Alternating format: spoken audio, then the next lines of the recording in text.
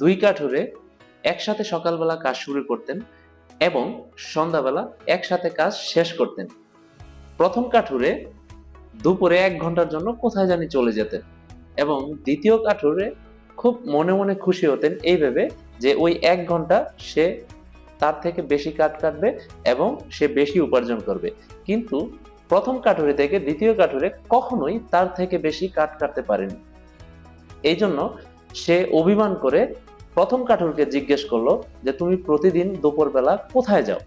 তখন প্রথম কাঠুরে হেসে উত্তর দিল যে আমি খাওয়ার পরে কিছু সময় বিশ্রাম নেই এবং বাকি সময়টা আমি আমার কুঠারকে ধার দেই, যার কারণে আমি এবং আমার কুঠার দুজনই খুব ধারালো হয়ে যায় এবং বাকি সময়টা আমি ভালোভাবে কাট কাটতে পারি এবং আমি উপার্জন একটু বেশি করি।